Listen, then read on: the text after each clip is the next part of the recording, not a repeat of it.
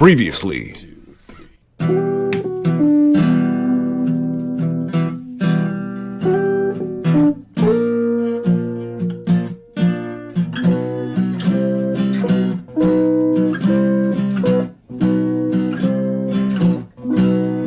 X-Rated, the X-Men animated review show. Looks like we got our hands full.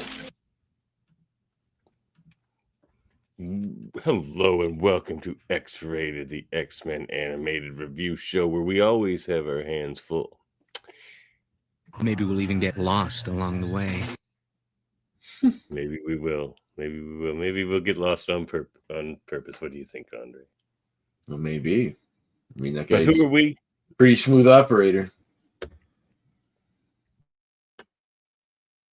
Oh, he's coughing. He's coughing. All right, but who are we? He's dying.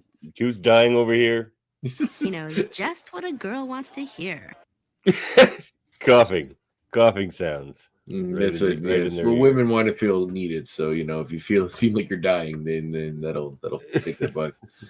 They can play the Florence Nightingale thing. That's right. Save me on the battlefield. And that is the voice of course, my co-host. Next year, I might even go pro. Who might even go pro next year, pro podcasting, I mean, Jesus, if I'm not pro already, what else is left? Going to the pro circuit, we're sending you in. You're a ringer. You're a hungry young fighter. Gotta be making that MeUndies money before I can in the pro.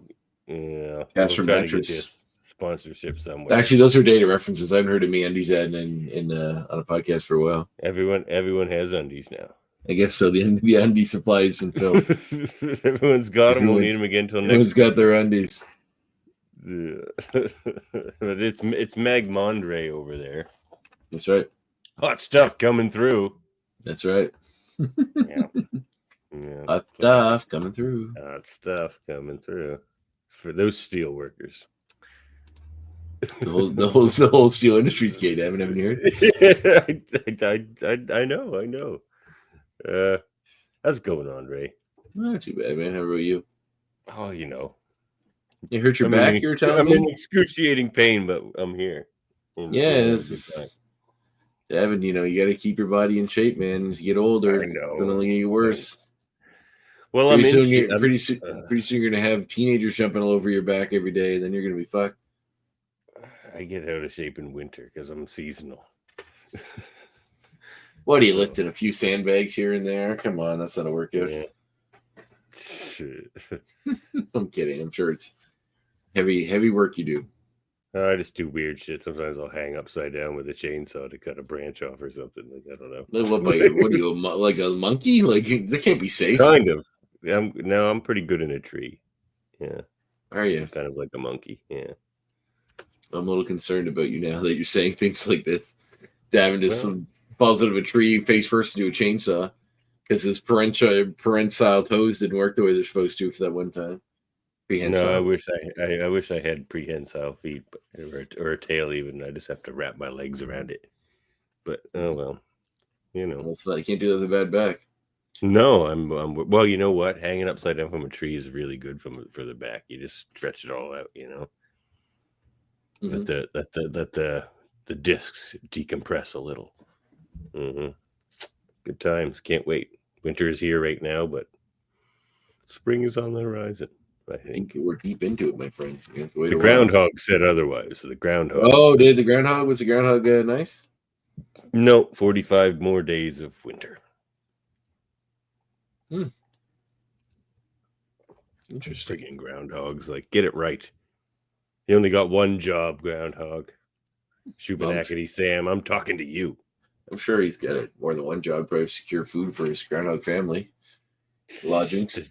Does Shubenacadie Sam have a family? I don't even know. Maybe.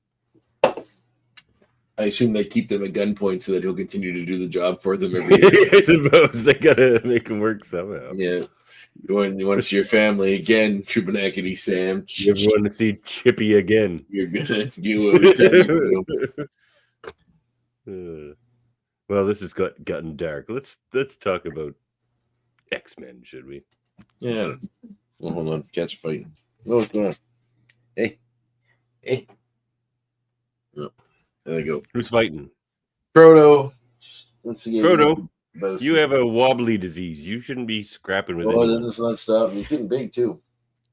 I can see him. He's taking some swipes. Jeez, Frodo, Yeah. let's go. I know. But This is entertainment. Like our numbers are going to go through the roof with two cats fighting. That's right. But it's not that kind of cat fight. No. Hey, people. Hey, cats rule the internet. Fight that kind of thing. All right, let's fire this up then. There we go. All right. Well, we're into season 2. Already, more interesting things have happened.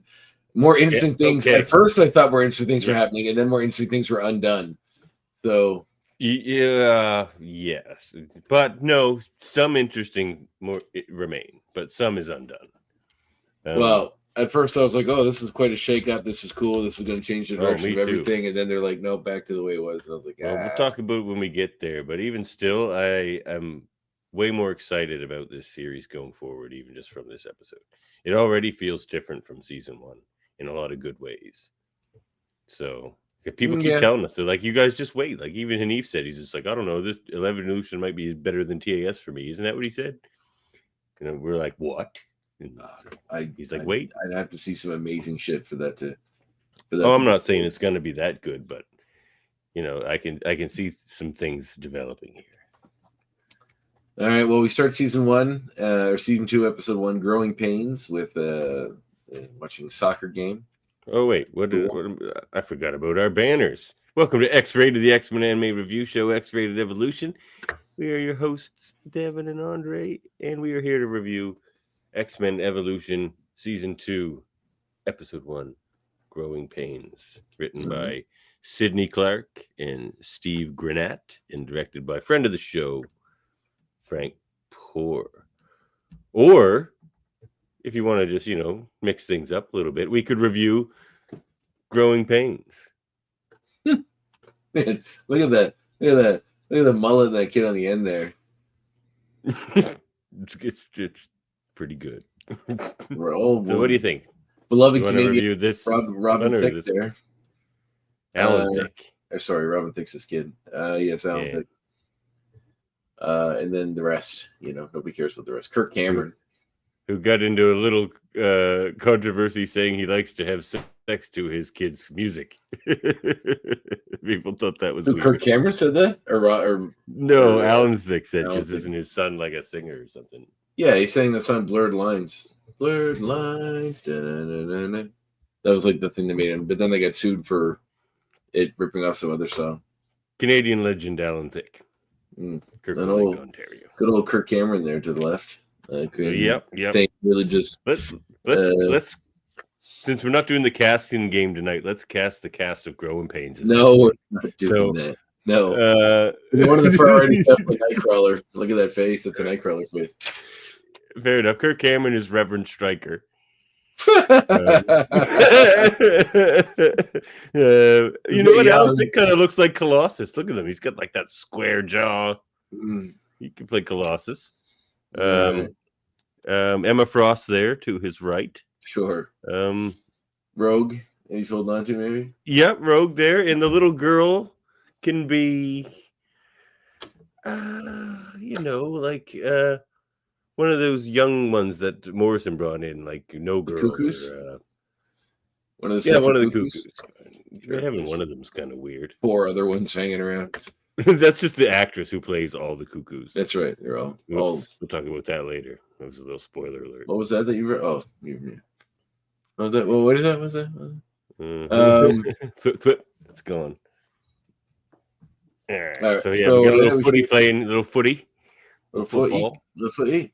We see Jean make the big play. Everybody's happy, impressing the resident bully / jock that starts to hit on her, and she's kind of cool with it. Scott's Scott offers to drive Jean home, and she says she already told Duncan she'd go home with him, and he says maybe they'll get a little lost along the way. And then Scott, in a true Nancy boy, didn't understand what exactly is going on. It was like, the way you drive, that's a certainty. Like stomped them like bugs on a sidewalk. Which is intent, meaning he, Scott's like trying to jag him for like not knowing how to get home, when the intention is to not get home. But anyway, So Scott's angry, driving in his car, listening to what's the concrete? What are they called? Oh, Concrete jeez, I Pixies or forget the too. Concrete Pyrites? I can't remember something. They're awesome. Yeah. Anyway, he really likes him. Which is I'll see if I have it noted here. I don't think I do. Anyway, Scott's visibly upset that Jean went home with Duncan, but the other X-Men are trying to cheer him up. And when they see a cop car go by, seeing a big accident happen, and they come off to the rescue, Scott comes to the rescue using his powers. That's the intro video, I think. Is that what's happening in here? Yeah. And Kurt, like, just the crazy thing. He teleports into a falling car. Right, yeah. So the X-Men do manage to make this safe.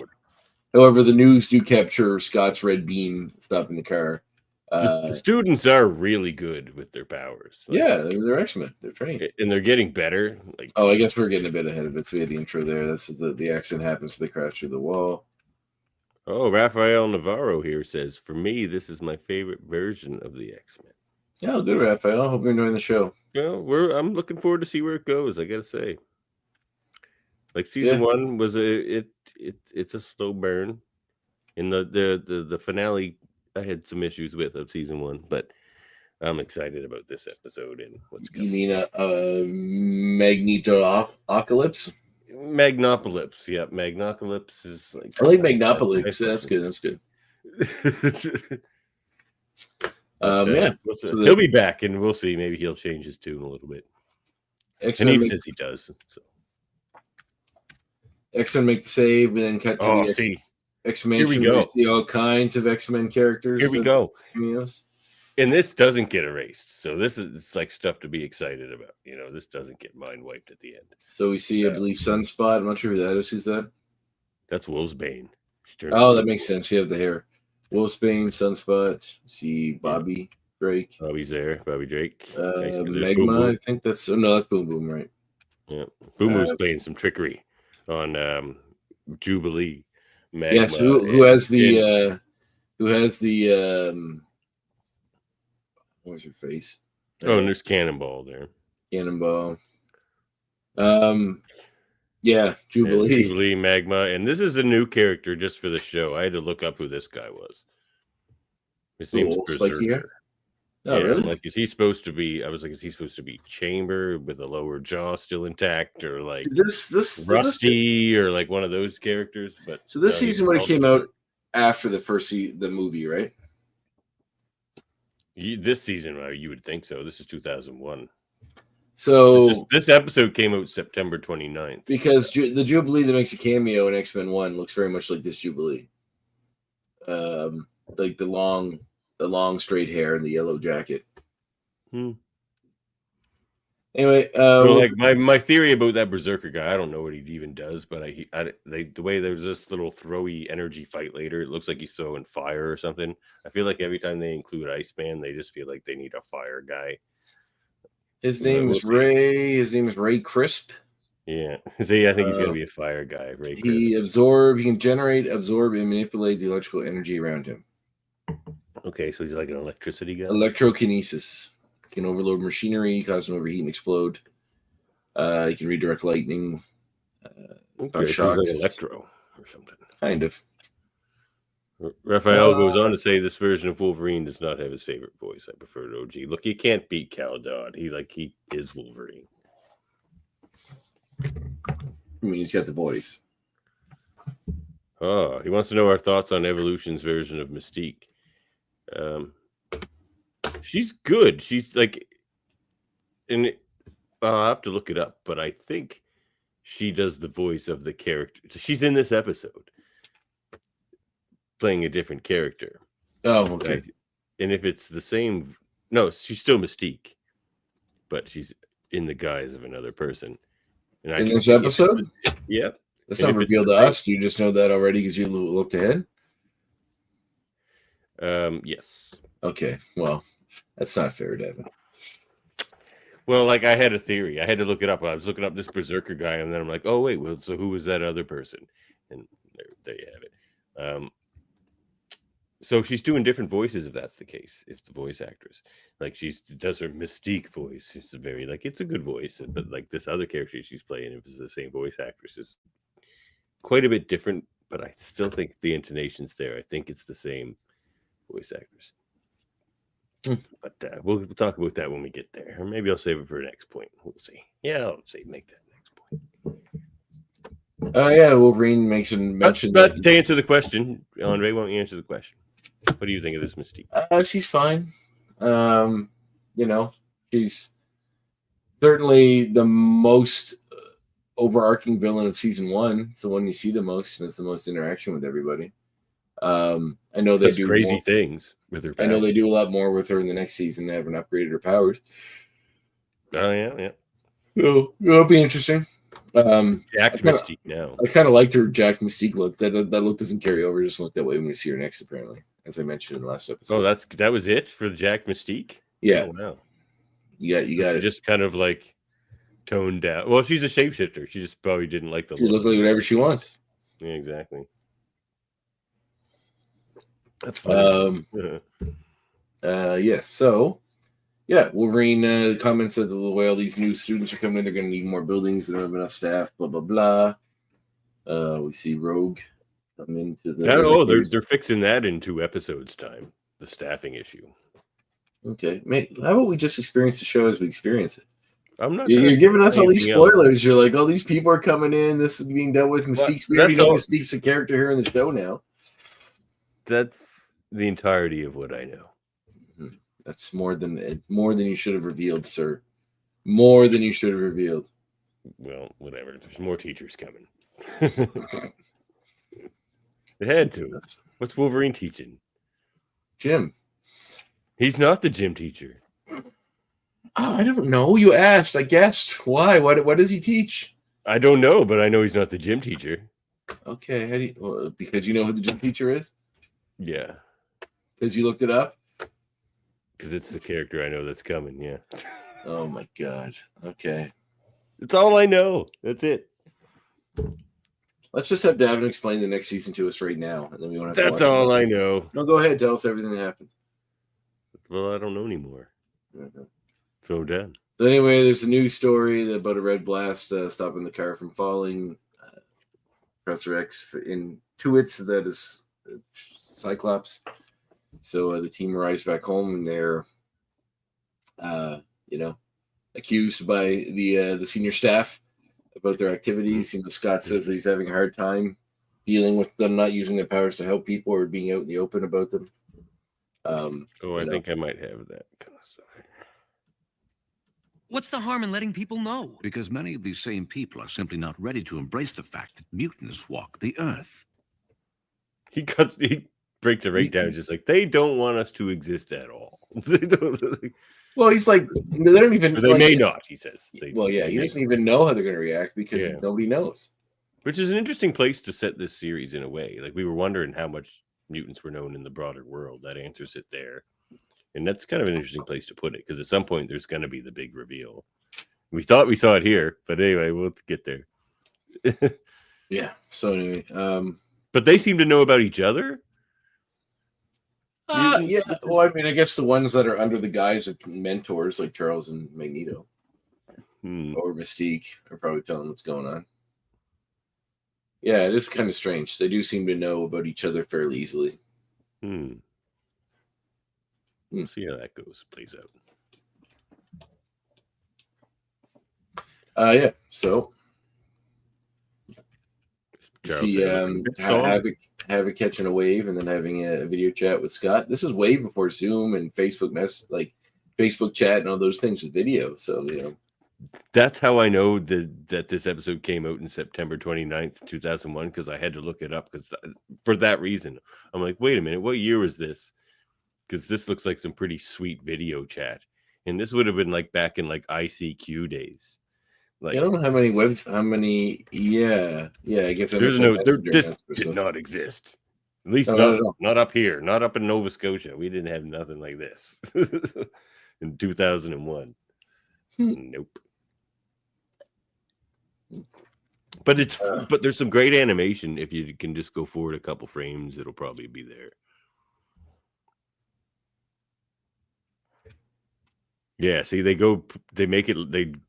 make a lot of effort to make it look grainy. He's like, but the lines and those lines even like kind of fluctuate and stuff. Like they try to make it look crappy for video chat of the time, but it's interesting.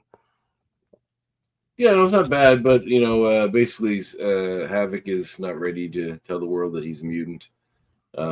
He's dealing with this mutant thing. Has been rough, he says, on him. So he's kind of like, he's this whole mutant thing. And Scott says, "Yeah, I know." So it's like, tough to contend with in this new world. But he's still living his best beach life, doing his thing. We see Gene hanging out with Duncan. Scott Paper not happy airplanes. with that. We see the Are you a good brother paper airplane maker, Andre? never was good at it. No, me neither. And kids would like make good ones, and I'd be like, "God damn it, how did they do that?" And it never worked out. Yeah, I could never do a good Good one. art. I don't know. Just never do it. I bet you like origami people can make really good paper airplanes. Think so? Well, I bet, yeah. They probably never come down. You probably just throw it and it would just fly forever like an albatross. Just make it like an albatross and sail around. That would be something. Maybe that would be a great mutant powers to make excellent paper airplanes. I wonder if they've tried designing real airplanes after albatross. They do fly for like decades at a time. So they can stay up there. Yeah. So then we see the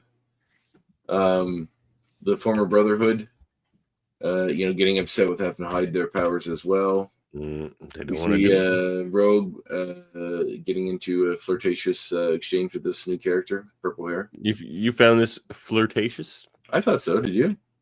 I don't know. I thought Rogue was just trying to like make a friend with the new girl because she was just the new girl. That's the vibe I got. But who knows? We'll see. They're introducing. Well, they never expressed. Misty Wild, I think she says her name is. Misty Yes, that is Wild. true. Because I thought about making my name a version of that, but I couldn't figure something out to make it work. Misty Wild. Oh, okay. So now we know who Mystique is. Thank you, Davin.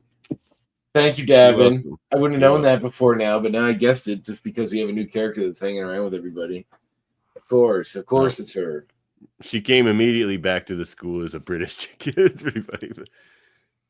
Like the purple hair is why I looked it up. I'm like, is that supposed to be Betsy Braddock? And they just changed her name because she's British and everything too. So that's why I looked her up. Mm-hmm. Fucking Davin. Yeah.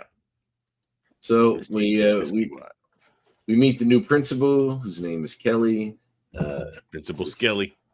This is where the Kelly. It's ominous. The Senator Ominous Kelly character name. comes in. Yeah. Avalanche is trying to impress Kitty. He uses his powers to make the room shake a little bit, and Kitty kind of laughs at it. So then he goes all in and really makes a horror, like really shakes up the room, in which the scoreboard almost falls on the new Principal Kelly. But he's crushing hard on old Kitty there. He is. But then she's saved by Jean Grey. Uses her powers to make the board not hit them. But Kelly, shows crazy thing to do. Yeah, pretty crazy. Kelly shows he's pretty charismatic. Gets cool is like so cool, like ridiculously cool. Mm-hmm. Since when is Bayville on a fault line? He almost got crushed to death, and 2 seconds later, he's just like, "We won't even address the fact that I was almost crushed to death, or the fact that it magically missed me." But, he reminds me of the cool Dean from The Simpsons when Homer goes back to college. Hey, my name's Dean Patterson. You can just call me Bobby. If any of you want to talk about any if you have any problems, just come talk to me. I'll be happy to sit and rap with you at any time. And if you just want to jam sometime, I used to be the bass player for the Pretenders. He just pulls out a bass guitar. Just does a great bass riff. To take some of the starch out of that stuffed shirt. Yeah, Skelly does recover quite nicely. John Franklin says that X-Men vs. Terminator crossover comic would be cool. I think, how would you play that? Well, we'll see. If it was just like the Schwarzenegger's character versus the X-Men, he'd be in real big trouble. You'd have to do something like sending the X-Men into the future, into that. Wasn't that like Bishop's whole storyline? Yeah, there you go. He's Go read the He's Bishop basically John Carter from the future warning us about the evil machine, which is Nimrod. stuff. Did you say John Carter? Or sorry, John Connor. No, John Connor's the kid from the present. Kyle Reese. He's Kyle Reese from Kyle the future. Reese. Right. Warning us about the evil robot Nimrod coming to enslave humanity in the future. So pretty much it, yeah. he's already got it. They like to riff on aliens. Nimrod seems way worse than the Terminator. Oh, way worse. 100% way worse. So a bit of an altercation between the Brotherhood when she's still not getting the hint and still hitting on Kitty. Scott Hamill's going to fight, but Kitty stops them, so they don't get seen. This kind of resonates with Avalanche because he's like, well, why can't we be seen? We see Principal Kelly introducing the big game. Fair comment. I like that they're finally getting into that kind of stuff. The kids are like, well, Mystique said the kids are like, Mystique said we had to hide this, and they're like, well, screw Mystique, she's not here now. So they're ready. Isn't she? Well, we all know that she is now. Thanks, Davin. Literally everybody listening to this, except us, has seen this whole series. Yeah, I'm pretty sure. So don't worry. Well aware of this. You are ruining things. No, I want to be this. That's why I'm here. I want to keep being upset by it. Makes me happy. Okay. I know. You love playing the curmudgeon. I'm not a curmudgeon. I'm gonna tickle your belly next time I see you. I'm gonna punch you right in your belly. Right in your. You tickle my belly, I'll punch you right in your jejunum. I don't know where that is, so I might have to tickle you just to see. Better go look it up. Otherwise, you'll be quite surprised when I hit you there. Oh wow! Well, I'd rather be surprised. I don't want to know it's coming. It's in your chest. So anyway, we see. Wait till my back's better, though, please. Oh no! I guess you'll go right for the lower back. Actually, if you could hit this one spot, that would be amazing.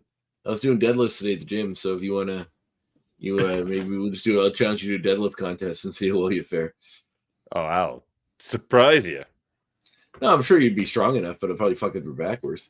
Actually, if we do one of those things like strongman contest where you have to pick up that big Atlas stone and walk with it as long as you can, I'll challenge you to that one. Well, I should probably be all right with that. I used to do the caber, like all the Island game stuff when I was a kid.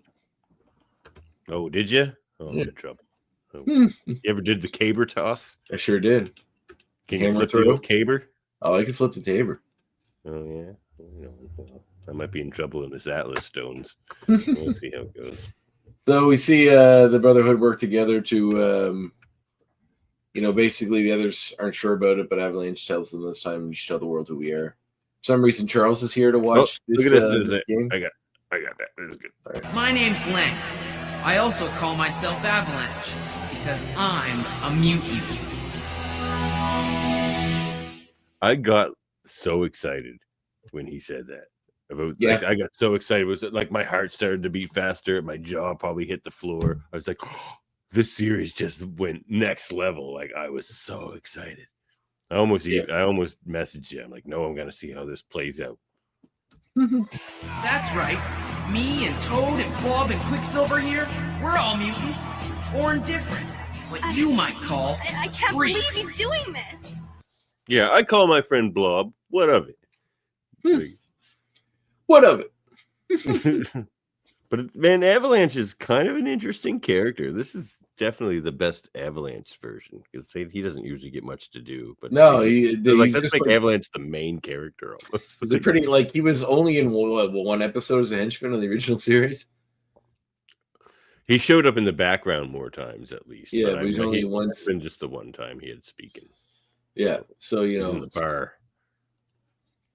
Basically, they want to take over. Blob's fucking throwing around the mascot, which is a giant phoenix. Don't think that wasn't lost on us, by the way. People who created the show.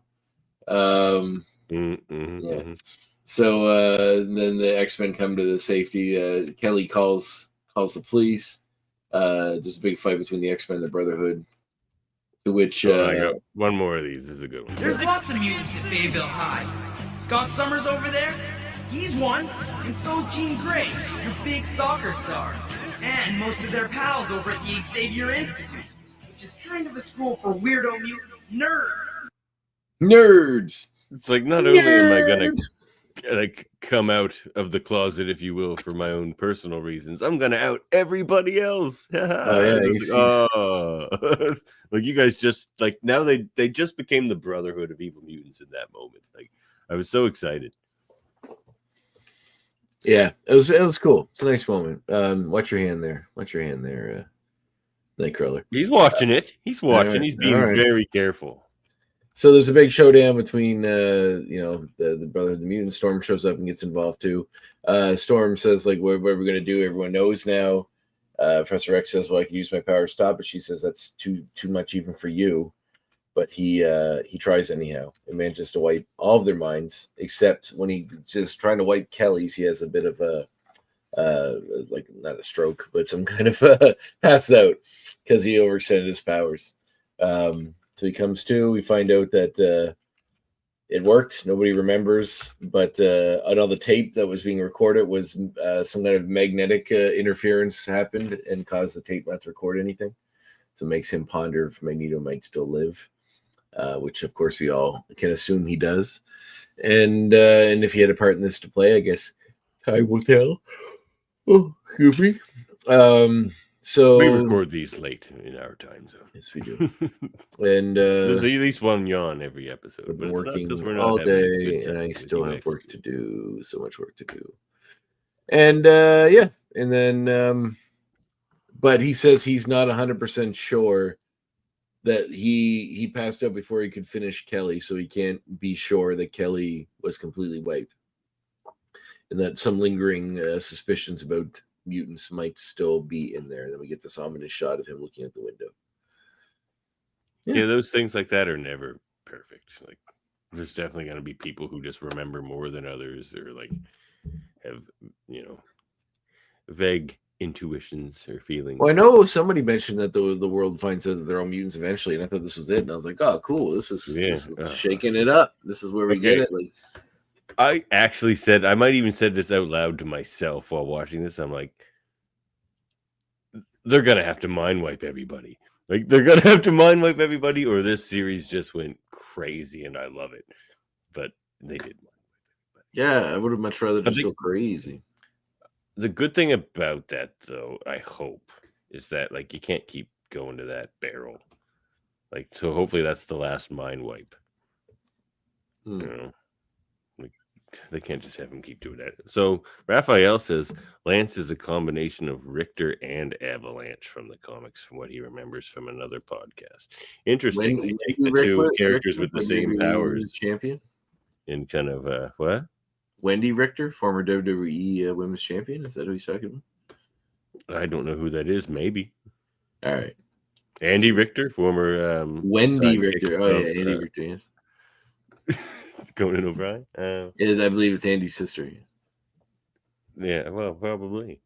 But that's interesting. Just kind of combine the two characters with the same powers, smash them together. Interesting. You can see it. He looks more like Richter. So, yeah, interesting. What about Quake? Oh, we're losing Andre.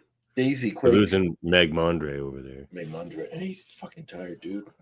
I got a busy life, and I have to spend half my day working to make fucking graphics for this show. We appreciate it, don't we, everybody?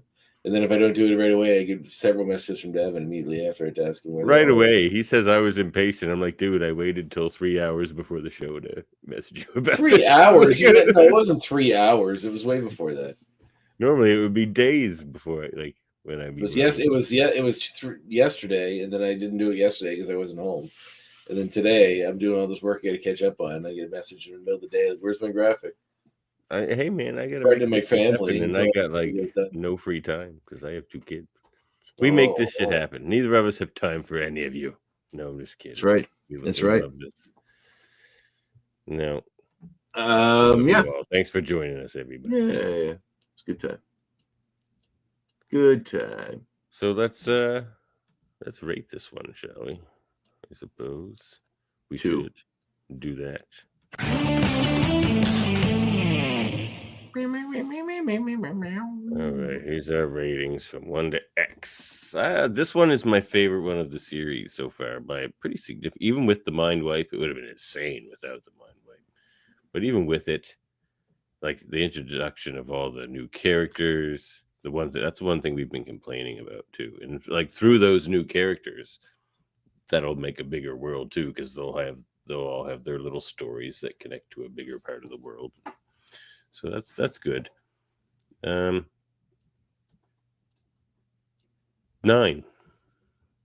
Also 9. Great episode. Mm-hmm. We are in accordance. Like it makes Lance a super significant character now, because he could just do this again. Like, or did like Xavier and put something in his mind where like, no, you never want to tell anyone you're a mutant. Like that seems to be his motivation now. Unless he gets taken under Misty's wing now and she tries to steer him in another direction, or maybe who we now know Principal is Kelly.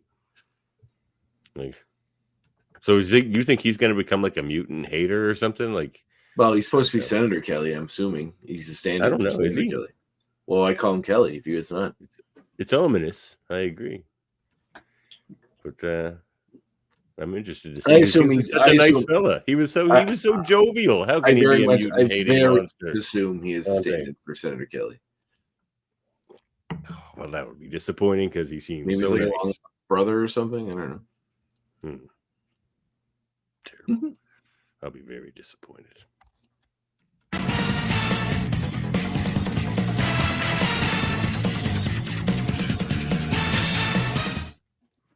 for our uncanny X points. You go first.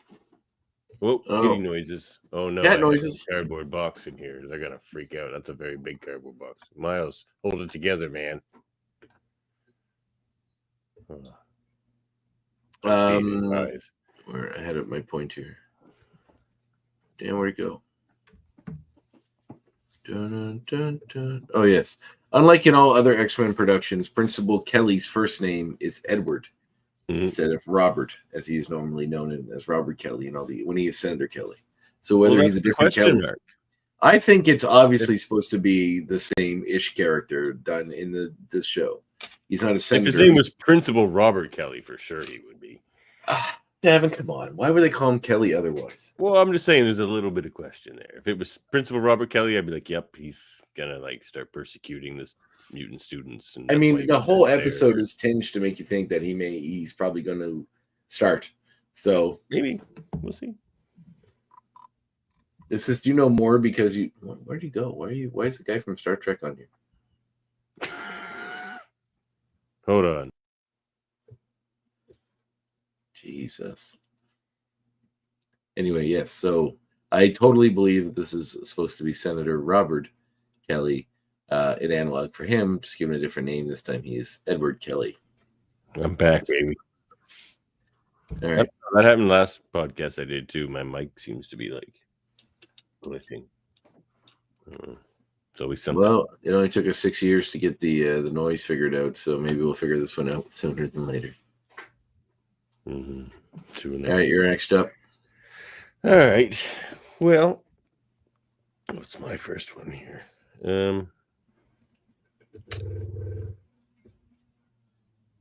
Jean and Scott. So this one kind of pushed their romance a little more. And normally I'm like, I don't care because they push it so hard in the movies and other iterations of the X-Men, the Jean and Scott relationship. I'm like, I don't care. But like, I didn't realize I missed it until they brought it back. Like as soon as he got annoyed, I'm like, yeah, okay, Jean and Scott, there's a thing. I'm like, this is good. This feels like comfort food. And it made me happy. So I'm glad to see that that's happening. My second point. This episode was originally scheduled to air on September 15th, 2001. 2 weeks delayed. That was delayed due to, what do you think, Davin, happened around September of 2001? Was there a football game? Or no, I know.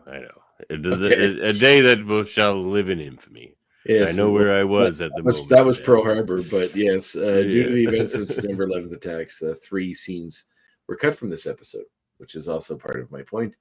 I was in economics class.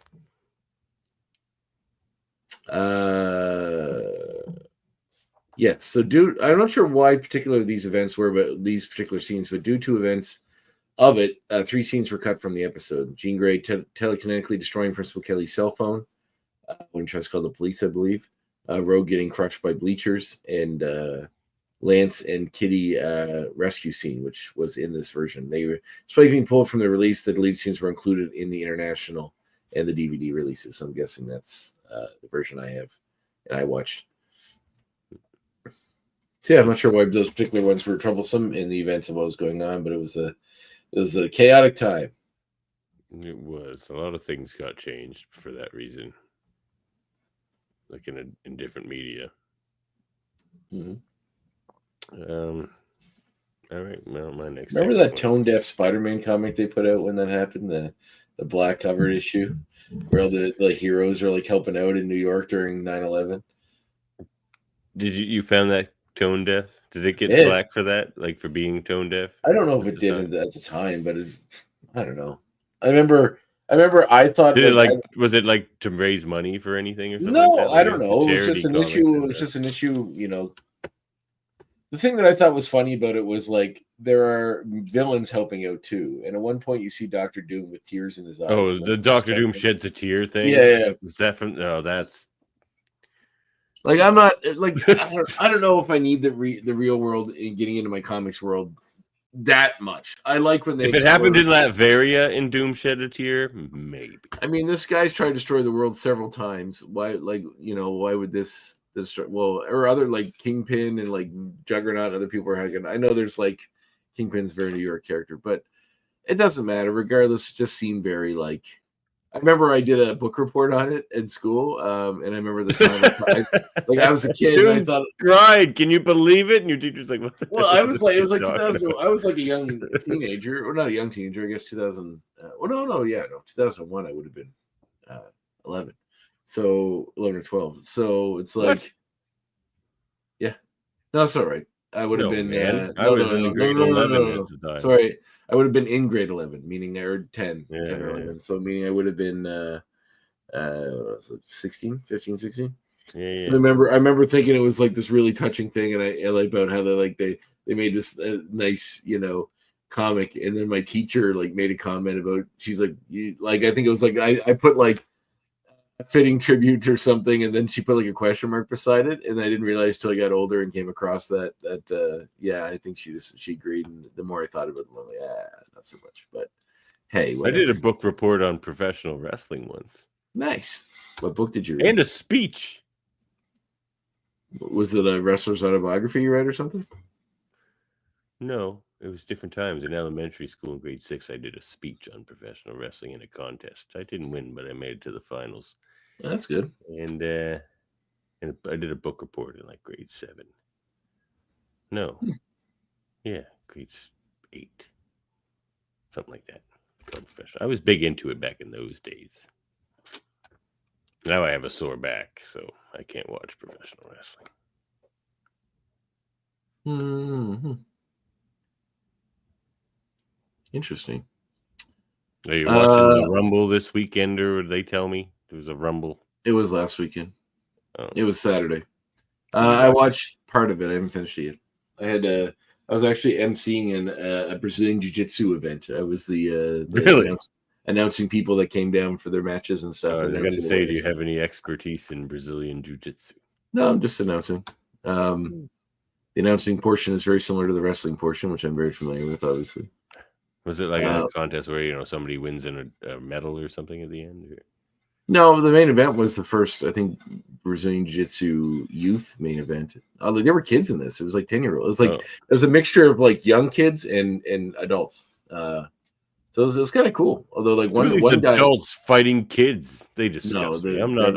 Ages are matched up. At one point, a guy grabbed another guy's ankle and it made this audible pop really loudly, like a snap, and the whole audience could hear it. Everyone, oh! and then the ref like called the match, and the guy that like we thought broke his ankle just got up. He's like, "No, I'm fine, man. It was just a kink or whatever." And then he's like, "Nah, man, that's it." And then I remember like I saw the other guy walk off, and I remember like I would swear that guy's ankle was broken. It was brutal. Well, he walked off. He was fine. He was fine. Got kids doing guillotine chokes and shit. It was great. Could be like crap popping your knuckles, I guess. I guess so. He can pop his ankles. All right, yeah. So that's my second X point. All right. Well, my second will be Kirby Morrow is, R.I.P. Gone too soon. A really good Cyclops. Like he's a very good Cyclops. He seems to get the assignment.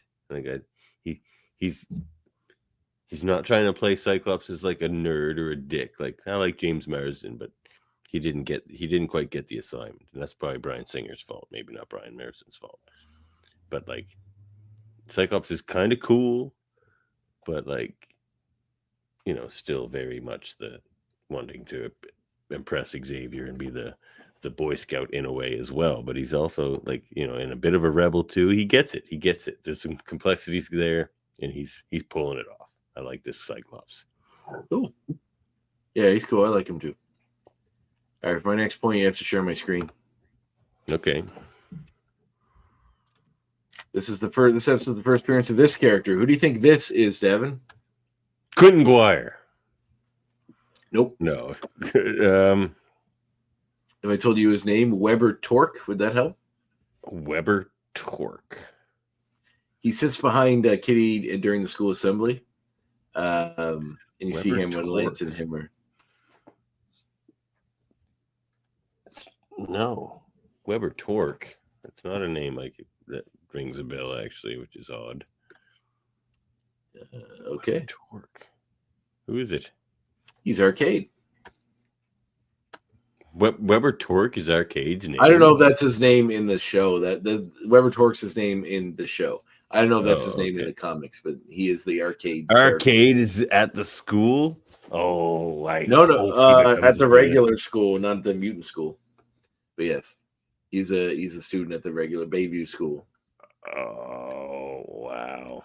Or Bayville school. I am excited. There's so many exciting things about this episode. That will show up later. He will be appearing in a more substantial role in the future. A 10 without the mind wipe. With the mind wipe, a 9. Yeah, there you go. Arcade making his first. That's appearance. exciting. Did you look up who characters were, Andre? Why don't you just let us find out when the time comes? I did right now. The time is now. It for me and the X. The time is just now. That's not as big a deal as me telling you that one character is secretly being played secretly another character in disguise. Come on. Totally. I'm like, hey, look, here's a guy in the background that shows up later as Arcade, and you're like, oh, hey, this character that we're getting to know and love is secretly not the character we think he is. So my next X point is kind of just speculation, really. What is Mystique doing back here so soon at the school? What's she gonna do? Like, is she still working for Magneto? You're a shape changer that can do whatever you want. Why are you even fucking around at the school anymore? Go. That's what I mean. If she's not working for Magneto anymore, what's she doing there? Who knows? Gotta find out. Maybe she's checking in on her daughter and her son. Well, that could be, but that would be showing more parenting than I think Mystique's capable of. But She's had a hard run. She's had a hard run. She tried to escape with him. She tried to save her baby. And then when she didn't, she just gave up any and all communication or attempts to create or to connect them again. Totally done. It's over. I was going to be tried once and I failed, so I'll never try. I haven't seen them since. My fourth X point is when Sunspot's running around and crashes into multiple men. He falls into multiple versions of himself, but not only does he, the items he's carrying does as well. I did notice that as well. That's interesting. So he's more hologram than actual splitting. We'll have to see. Hey, what's your fourth point? This Berserker character. Pretty hung up on this guy we saw for one panel. Well, I mean, we asked Steven and Frank why this Spike character, why come up with this new character just for the show, and they said it was for like diversity reasons, basically. But like that's not the case with this Berserker character. So like, why, when you're like basically setting up the new mutants, and you don't even have Mirage or Ileana there, why this Berserker character, other than my theory earlier of they want but he's not even a fire guy, so that makes no sense. So why this character? Like, what's the point? Like, is that going to be explained? Like, why not show us Magic or, Chamber or one of these types of characters? Might be too early for Chamber. Generation X might not be out yet. But, they could do other New Mutants characters. Just no Cypher. They didn't show us Cypher. We get Matt Frewer either. Or Karma. Chameleon? So, what? Yeah, the Karma Chameleon? Yeah. Just come and go. Anyway, yep. So my final point is, where is it? The school bus that got saved from the Westchester School District was from the Westchester School District. In the comics, Professor Xavier's school was in the Westchester County, New York, just inside the fictitious General Salem Center. So, little nod to the original comic source material. I thought that was fun. All right. Well, my last one, just mutant issues. I'm glad that they're kind of getting into that more. Before it was more just kind of high school issues and that sort of stuff. And trying to I guess this whole Mystique Xavier sort of dynamic kind of thing. But now they're actually getting into the broader world and how mutants feel in that world. And Cyclops was having just as much struggles with it as Avalanche was in this episode. So yeah, I really like this episode. I was very tempted to give it a 10 just because it set up so much and got me excited for what's to come. So, yeah, no, it's certainly a good start to the season, paving way for some interesting stuff. Your complaint on at least several times in our reviews has been there's just no characters. We don't even have any names to choose from. We're just using the same names. Yep. They drop 10 characters on us in this episode. It's here, take your names, Andre. Yes, it's almost as if they heard me and listened. It's almost like they went back in time and changed the show just to make you happy, Andre. You really made an impression on Stephen E. I mean, if time travel exists and that's what they use it for, I'd be deeply upset. Yeah. Well, there's worse things they could have done. Yeah. All right. Moving. Hey, check it.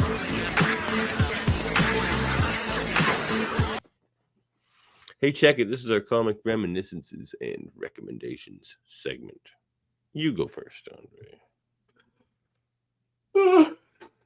Well, if you need something the size of a phone book, and also something that you could club a home invader to death with, why not pick up the G.I. troubling times.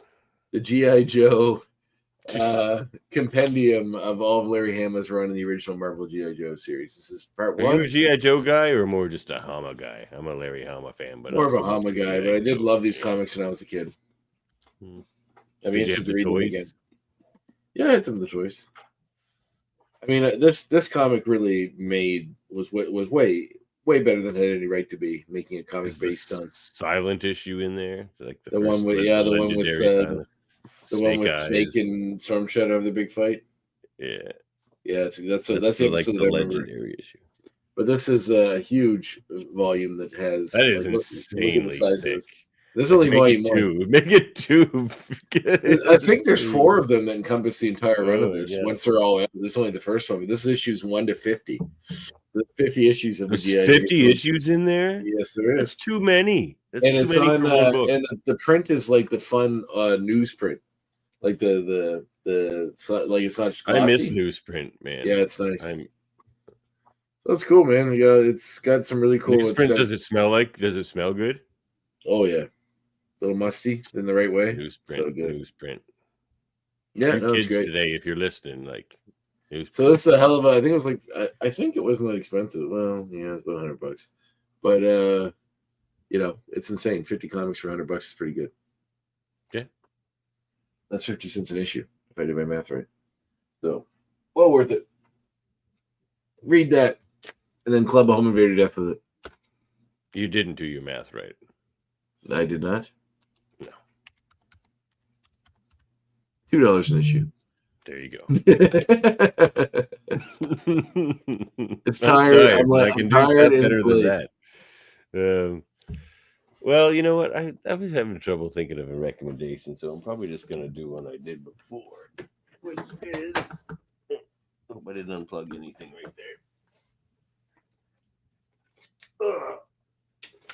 Because if you listen to the Graphic Histories podcast, as I do, and you all should, today's episode was Mark Oakley, and you and Aunt Mark were talking about, Nick Bradshaw for a little bit. And Nick did this cover and signed it for me. But, I've probably recommended this one before, but for reasons that you may find out in a few moments, I have Spider-Man on the mind as well as X-Men. So check out Spider-Man and the X-Men. When did this come out? Early 2000s. But check it out. We comment all the time on how funny Sauron is in this, but I want to turn everyone into... I don't want to cure cancer. I want to turn everyone into dinosaurs. The dinosaurs is great. It's one of the best lines ever. Yeah, Jason Aaron really knocked it apart with that. Yeah, really did. So check out Spider-Man and the X-Men. Plus, Stegron. Everybody, you're telling to hang out with Stegron. Hey, Stegron's cool too. You don't see him as often. So whose name is actually was John Stegron or something stupid like that. So like his last name is actually Stegron. It's not just a seemingly sounding dinosaur name that he's given for some reason. So dumb. I love comics. Yes, I'm in my pajamas, everybody. It's late and my back hurts. You look like the guy that from Pulp Fiction that gives him the needle to save Uma Thurman's life. Remember when the guy looks like I Kurt used Cobain? to be that guy. Yeah. That's what you look like right now. I believe they wanted Kurt Cobain to play that part, but he died. He did, didn't he? Mm-hmm. Here, Lulu. All right, next segment. Let's roll along here. You didn't give your comic recommendation. Oh, yeah, you did. I fucking you get me about my math here, and I just did a whole segment about my giant G.I. Joe. Lulu's Squeaky here. cat's there. He's squeaking away. Hey, Lulu. Oh. She's silly. All right. Well, all right. Let's move on to another segment 10. Your favorite one.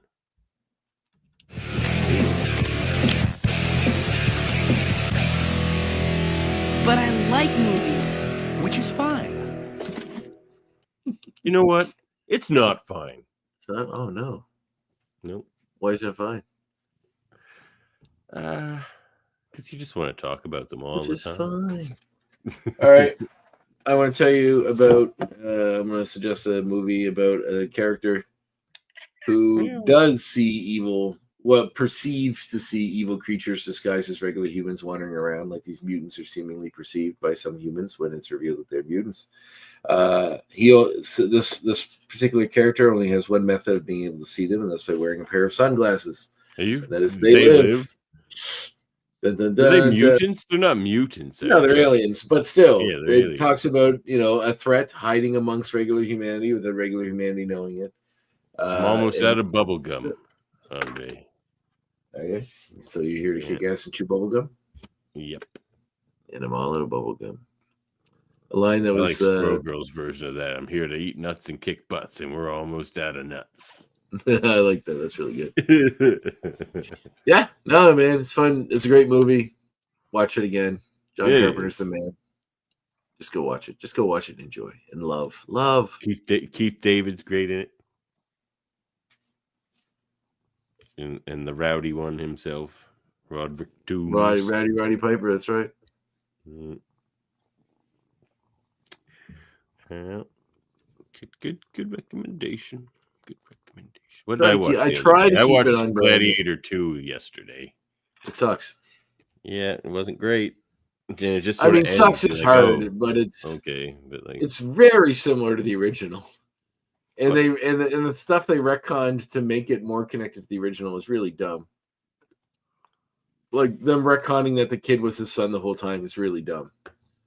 Yeah. I didn't much care for it, to be honest. Man, I would have rather them just make a movie about Denzel Washington's character.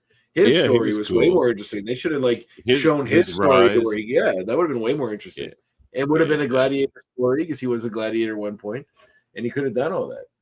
Slave turned emperor would have been way more interesting. Agreed. That monkey though was the. He's coming in for Black Panther 3. Denzel Washington. He's probably going to play Akiba. I think that's how you say that name. Who's that? He's this villain from the Christopher Priest run. Oh, really? I've been expecting this character ever since like Black Panther 1. I'm like they're gonna do this character, and because he's just kind of like he does some magic and stuff too, I think, but he's from like Nigeria. But it's just more like a regional rival. There's like tensions between like his country and Wakanda, and it's just more personal. And I've been waiting for this character. I think that's who he's playing, though. I wanted Denzel Washington to play Blue Marvel. Oh, he would be good in that role for Oh, sure. so good. Blue Marvel's such a good character. We'll see, but whoever he'd be great as Akiba too. So yeah, that would be interesting. I'm surprised to see him doing a Marvel movie. It seems like beneath him. Well, everyone says that until they're in one. So they drive a dump truck full of money up to his house. He's not made of stone. Don't you know like the next Captain America movie is going to be directed by Martin Scorsese himself? That would be fucking amazing. That's a get, right? The one that's coming out now, the one with the fucking Red Hulk in it and the leader. And all No, that? the next one. The next one. Okay. Captain America 6. Scorsese will be 90 years old. He's directing. Maybe he'll do the next Thor instead.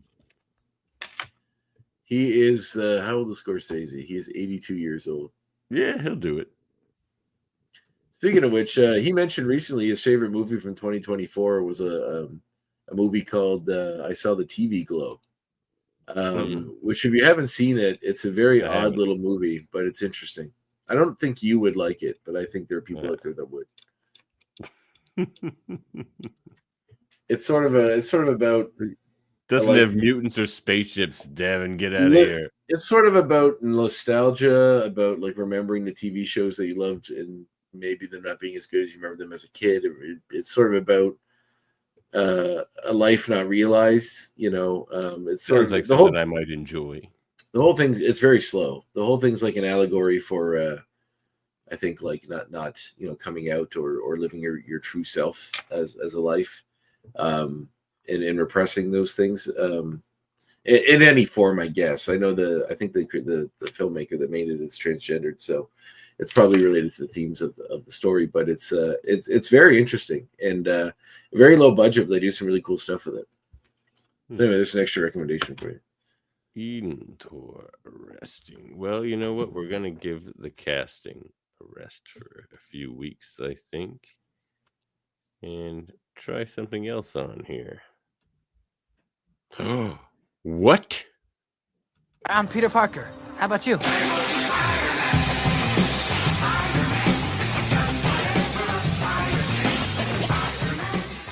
Kick his ass, Seabass! Why is that in there? Oh, you didn't catch that in the episode? Okay, no. So let's talk about this. Well, we're not going to watch the episode.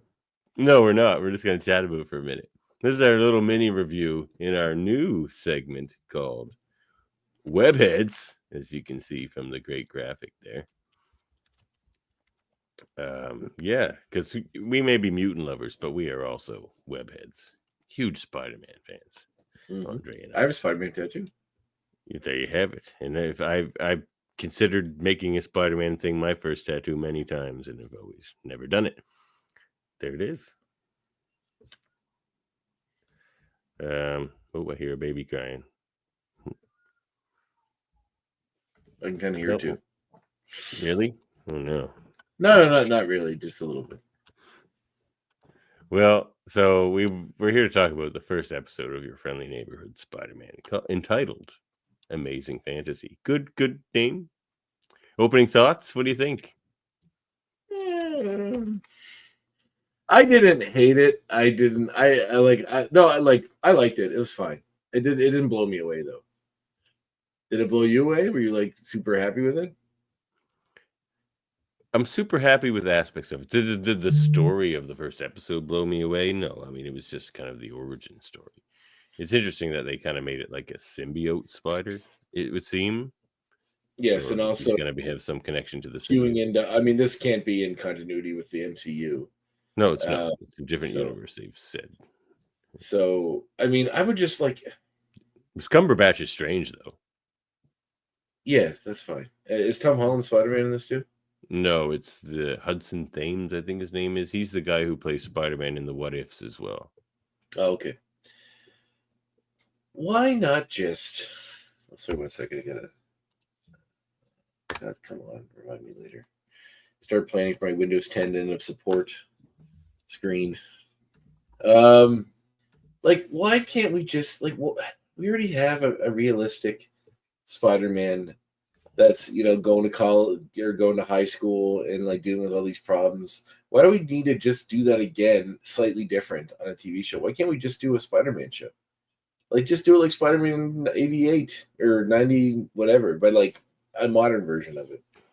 Like with all the villains, you the just colorful you would costumes. rather like a pickup of an old series than a new No, even just a new one, but just do one where it's like like a comic book adaptation. We get all the characters and the bright colors and costumes, and like they're What do you keeping think it this is?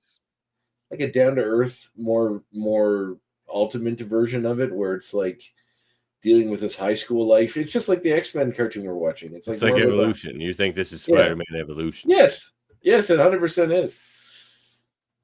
I mean, we get characters that we're probably going to see change and do whatever, but I'd much rather see. I don't know. I just feel like I've seen this so many times before. We're just seeing it again, slightly different. But I guess that's like everything nowadays. I do like aspects of the character. I just feel like lately they've been really doubling down on like teen drama aspects, and maybe it's because we're watching so much of this X-Men cartoon. And and they're setting up the Young Avengers and stuff too. The X-Men movie, like the Spider-Man movies, are this. Like literally everything we're seeing in this is basically the last 3 Spider-Man movies with slightly different origin story. Yeah, he even goes to the same high school. Well, they blow it up, but he was going to go to Midtown High. They gave him a gay friend this time instead of Gangy, and he like gets his powers from an interdimensional spider, which they've already done in Spider-Verse. But like, I'm not saying everything's like you can't do it because it's already done before, because everything's been done before. But I don't know. It's just going to be a lot of like interpersonal high school drama with a little bit of superhero stuff sprinkled in, and I'd much rather more superhero stuff.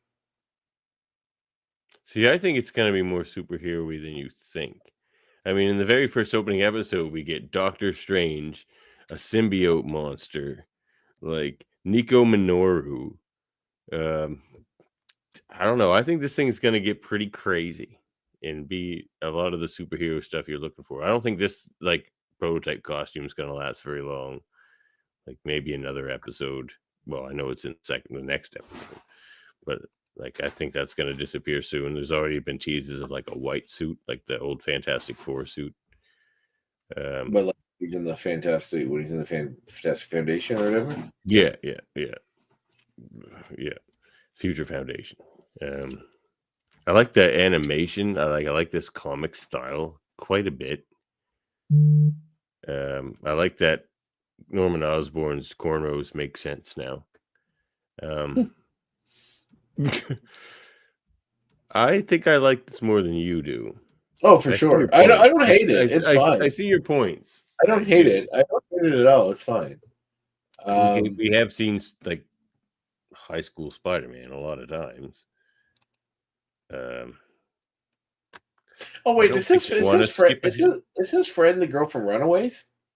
Yeah, it's Nico Minoru. Oh my god, I didn't put that together until just now. That's yeah. She's like my favorite Runaway. Her and Molly.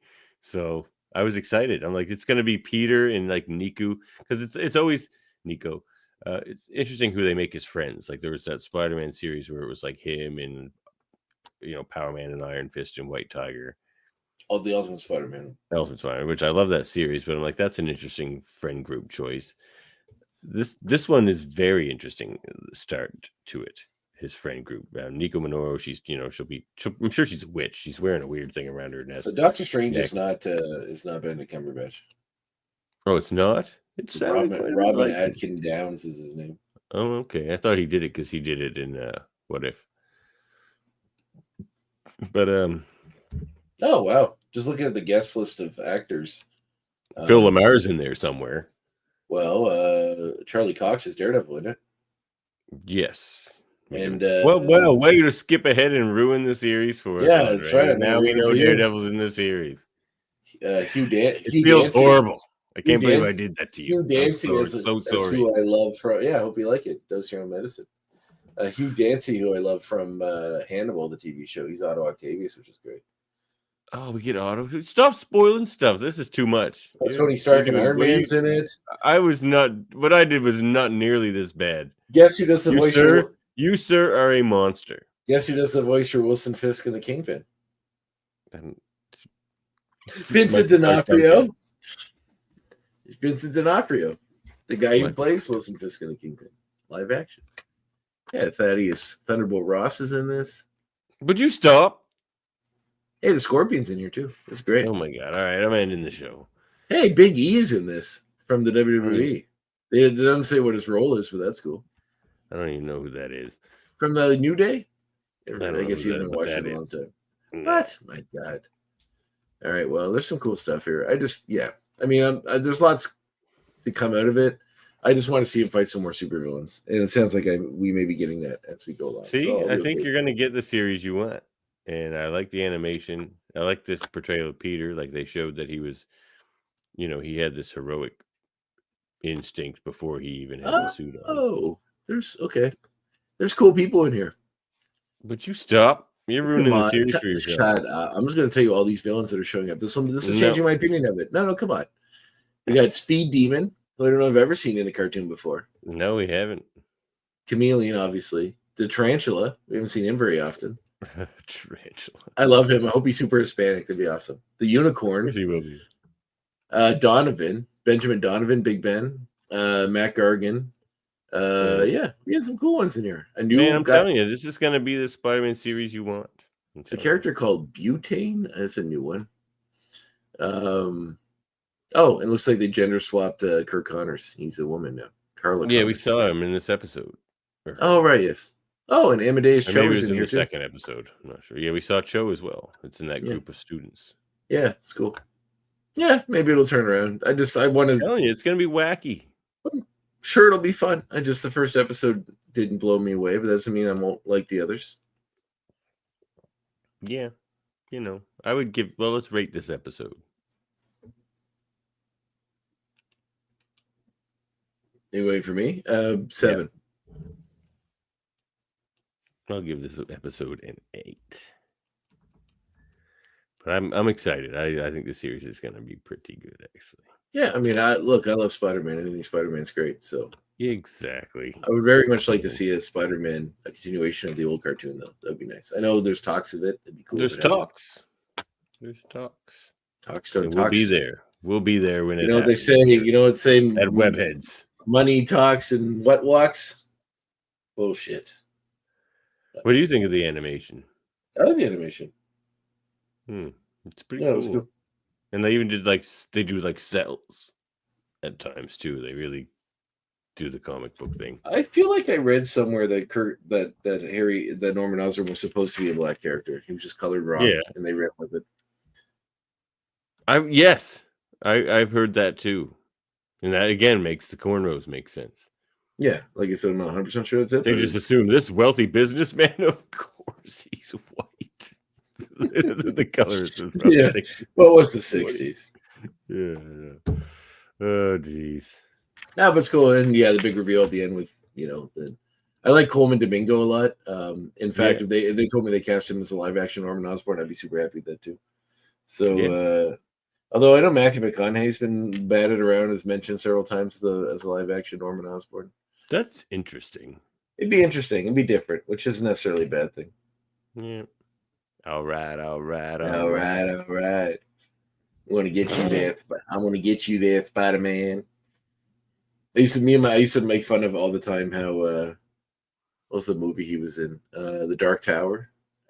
Me and my buddy used to tease that all the time. The Stephen King adaptation with him and Idris Elba, where he's like in the trailer, he'd be like, "Evil always wins," and it seems like just the way he says it, it sounds like he has a lift. I don't know why, but it's always stuck with me. All right. Well, back to the X-Men show. Mm-hmm. Well, let's get out of here, shall we? Well, first, I guess, Professor. You're not going to promote my show?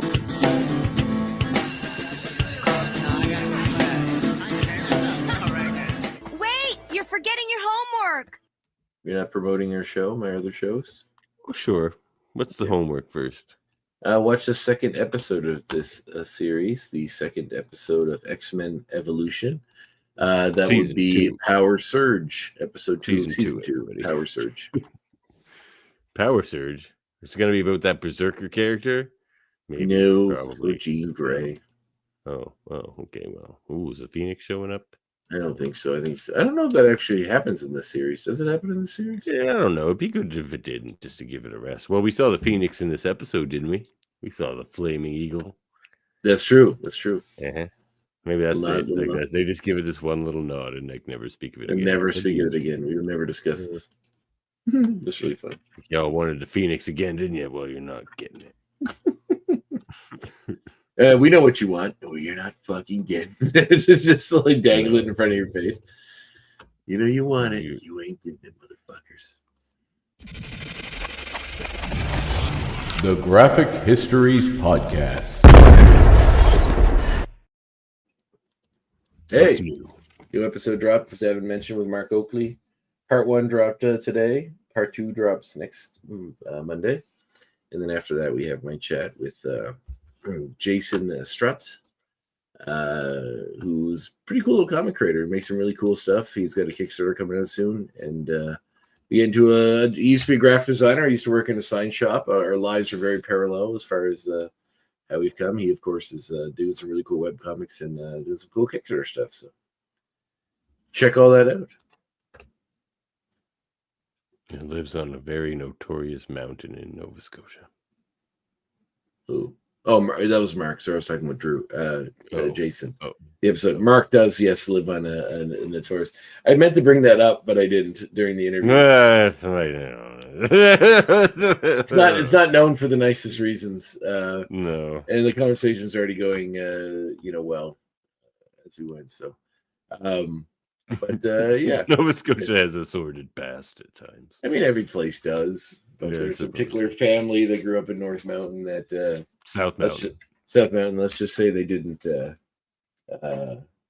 too far out of their side of their gene pool when it came to the breeding options, and they're kind of a famous story amongst, and it's a true story about this certain family in Nova Scotia. But it's certainly not indicative of all Nova Scotians. There's certainly not. This thing happens in other places too. Heavens no.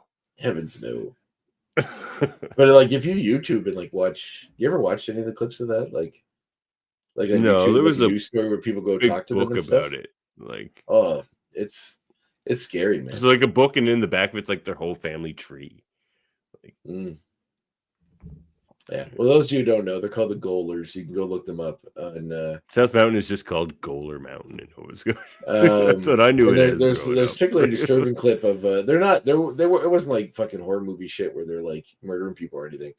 There's some pretty twisted shit, man. There's some twisted shit in that book. But they were, there's a story of the guy going out to like talk to them, and there's some crazy footage of it.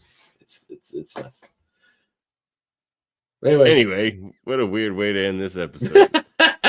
in incest and inbred families living in poverty on mountains. Central Nova Scotia. You in this?